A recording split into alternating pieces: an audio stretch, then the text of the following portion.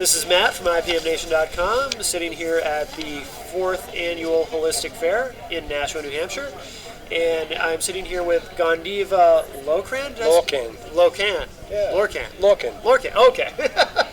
I never get your last name right. I feel like Norm screwing up your name. Well, my last name's Lawrence, but Lorcan is the Celtic derivation of Lawrence. So I've been using Lorcan instead of Lawrence. Oh. See, this is why I always just refer to you as Gandiva. Yeah. That's fine. So, can you tell our listeners what it is that you do? Well, Matt, I do something called Anki Nadi Yoga. It's wellness through sound. I've been working with sound as a healing model for a number of years now. I started out as a musician, playing singing bowls and gongs. And eventually I became aware of the healing potential or the balancing potential of sound. Yeah. And realized that after studying energy and realizing that we have chakras and we have an energy field, an aura, and so I started to explore the whole dimension of what goes on with our energy field, because we're bombarded with sound every day from all levels of everyday life. But if we're pulsing specific frequencies of pure tones, like healing gongs and Tibetan singing bowls, some of the highest frequencies on the planet, amazing harmonics that you get out of all these different sounds, pulse this into your energy field. So as I did that, I'd have a person laying on a bench, fully clothed, and I would put a gong on one end of massage bench and on the other end, and beside that I put some singing bowls, and I would commence to pulse frequencies into their field. Yeah. Then I'd use a pendulum subjectively to go through their field and see what took place. I did like a before and after. Sure. And it's amazing. People felt more energy. I was able to see that the energy field was much stronger, much more cohesive. Yeah. And I said, wow, this is hot. And this is way back in 1979. Okay. You know, when the whole sound thing was just kicking off. Sure. That I remember. And so ever since the late 70s, I've been exploring the healing potential of sound. Okay. And I became a massage therapist, and I enjoy doing massage, but I enjoy doing energy work even more. Yeah. Because I can see tangible results in a very short period of time.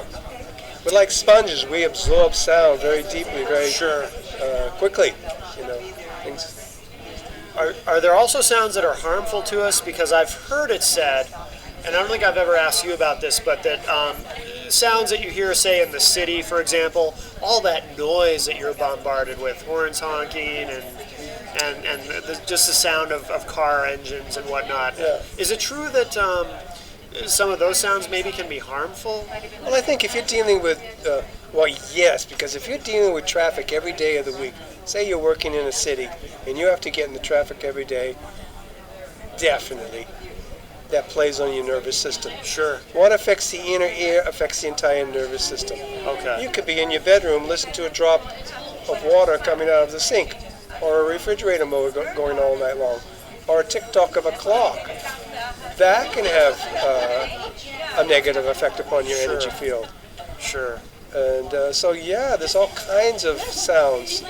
I'm even told in music people can have effects from long-term use of music. Sure. Certain types of music. I think it's more the amplification than anything else.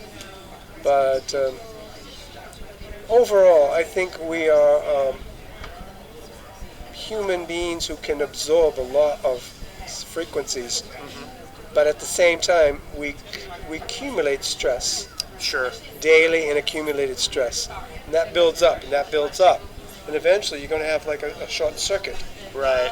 Where your energy is going to feel depleted, or you're going to become symptomatic of something like, the immune responses are varying, are fluctuating. Sure. So I don't know much about that. All I feel is that when I'm doing this, I feel good about it. Yeah. And when I'm working with people, they feel good about it. And again, it's very subjective, but yet it feels right to me to be doing this. Yes. And this whole sound healing movement is taken off, where there are people doing research with sound as a healing model. I've done some Kirlian experiments with sound, with particular sounds that I use. And we use the computer, and we use the Kirlian principle where you put your fingertips on the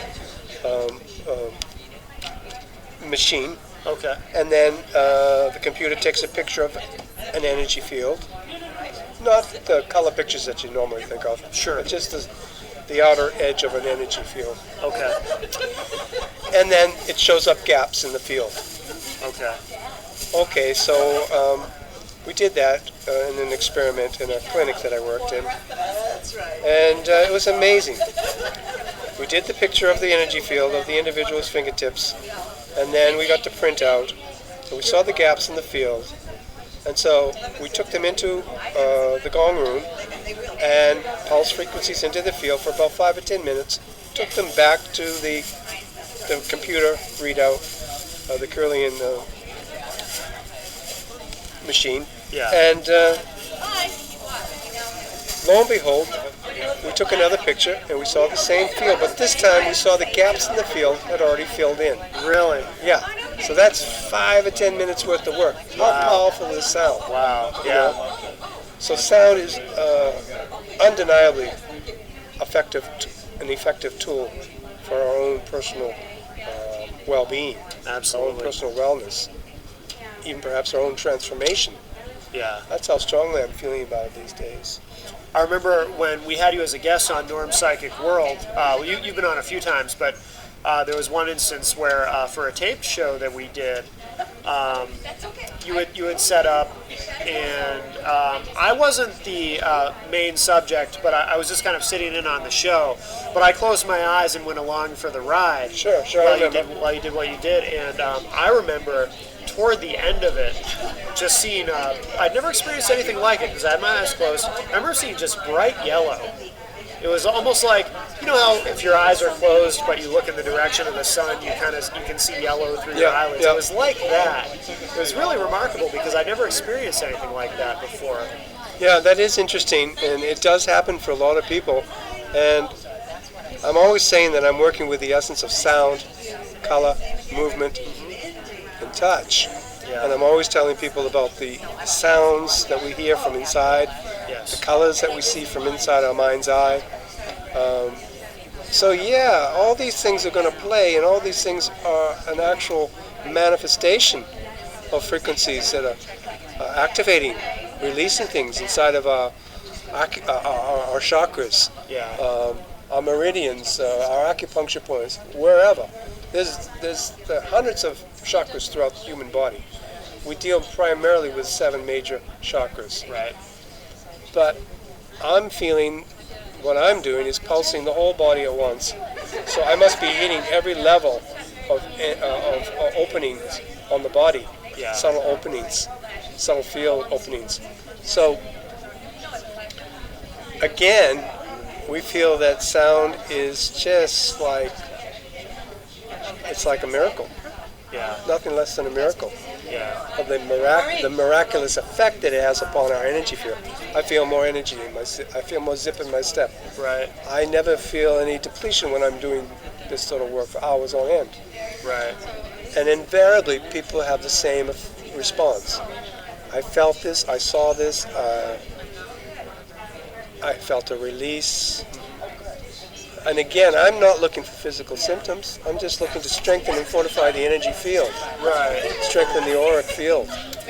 And it seems like that's just what's taking place. Yeah. Not to mystify it so much, but it would require some real objective studies Sure. to really determine what's going on. But look, we're getting it right now. We're getting the effect just from an experiential point of view. I'm not willing to go any further right now. Right.